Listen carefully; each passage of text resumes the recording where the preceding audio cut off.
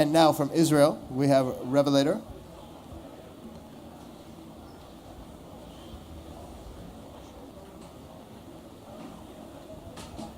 And we have Bruno Guez. Okay, welcome, Bruno. Hello, my name is Bruno Guez. I'm the CEO and founder of Revelator. We help all types of rights owners manage and track their assets, rights, and data, from distributors to rights societies to labels and creators. Go ahead.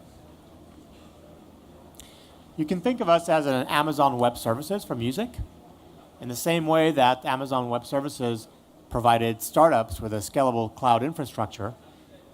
We provide music industry businesses that same type of cloud infrastructure and services to face the type of challenges that they're dealing with today. So let's look at some of those challenges.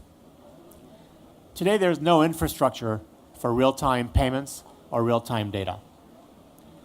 There's a fragmented and complex royalty collection and processing, and over 900 different channels exist to report data from. There's outdated technology. Most companies don't have infrastructure or technology, and that just creates a lack of transparency systemic across the whole industry. As a result, vital insights are just lost. And lastly, there's an explosion of data, which is just crushing companies if you think that most companies don't have the tools and they're ill-equipped to deal with the amounts of data that exist today. The worst part is that we're just getting started. This is the first decade of the digital revolution. So think ahead a little bit more, 20 years, 30 years from now, how much more data we're going to be processing and needing to deal with, and the infrastructure required to do that. However, I think there's an incredible opportunity ahead, an opportunity to transform the way rights owners are compensated, to enable a more efficient marketplace and create new revenue models, and essentially to empower creators at scale. So how do we make the world better? I think we make the world better by providing better insights. Imagine sales and marketing intelligence as simple as a Google search, or providing better marketing and creating actionable decisions based on data. How about better transparency and actually creating more trust among all the rights owners, content partners, and collaborators? And ultimately, faster payments. This is something that does not exist in the industry. We want to be able to provide real-time micropayments to all rights owners. So how do we do it? Integrated data management platform, simplifying the big data analytics problem, providing intelligent tracking and reporting for all assets, a more efficient rights and royalty administration. I mean, who really wants to deal with all the back end? And really modern workflows. So let's take a look.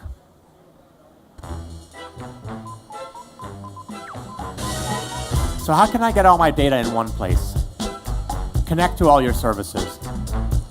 And where's my money coming from? I want to be able to see it coming from all the different services. How do I use data to make better decisions? Show it to me on a daily level. Monthly revenue. How about looking at playlists and seeing where discovery takes place? How about seeing all of that on a map and having granularity at the city level? How do I make sure all the rights owners are fairly compensated? Contracts, payments, statements. Let's invite them all to their own dashboard. It's their data. They need to see it. Anytime, anywhere, on any device, web and mobile. Assets, rights, and data, all in one integrated platform. So we have a flexible business model. Software as a service, unique user interface and user experience. We provide a tailored infrastructure and a white label platform as a service for people who want to build their services on our core infrastructure.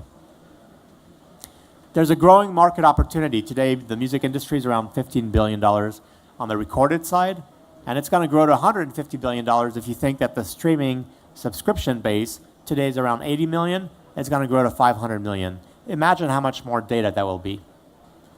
An expanding user base and customer base. Let's go. a great management team, people from software, rights, and technology. Where we are now, we've processed 1.2 billion transactions across 51,000 artists and 400 tracks. We serve all the top distributors and record labels. Our vision, why are we doing this? We want to enable data and payments in real time. Assets, rights, and data all in one place. Thank you. Okay, very good. Panel, questions? Mr. Deezer? Hi there, Bruno. Question about the software. Is it proprietary? What makes it different from what's out there today? So if you think of, no one's got a developer platform for building a lot of these services. So there's, when you look at Cobalt or Orchard or Believe Digital, they're just providing a service to their customers, but they're not providing their infrastructure as a service. So in the case of Wix, for example, if you guys know Wix.com, they actually launched a music service on our infrastructure. In the event of other distributors that actually want to provide, a way of scaling into the cloud, most companies don't have that infrastructure. So when you look at the APIs that we've built, or even the user interface and the user experience, it's unparalleled in the industry. Scott? You talk a lot about payments in real time. Payments only come when the stores pay. So how do you make that happen? Very good question. You know what factoring is? So if you have the data every day as we do, why can't you pay out on that data? I know Apple's going to pay us at the end of the month. They're not going anywhere, right? At least not in the near future. So if someone's got 1,000 downloads, why can't they just get paid out on $700 the next day? We've got the data, so we know Apple is going to pay at the end of the month. So there's a concept of factoring where we can actually underwrite the whole float and turn intellectual property into financial instruments and kind of become a bank and providing pipeline revenue. How far down are you going to go with that, though? Yeah, Apple's going to pay, but digital stores are shutting down daily. So I'm just curious. Sure. So there's always an average transaction, for a royalty on a streaming service. It can range from 0.003 to 6, but you can always provide a floor.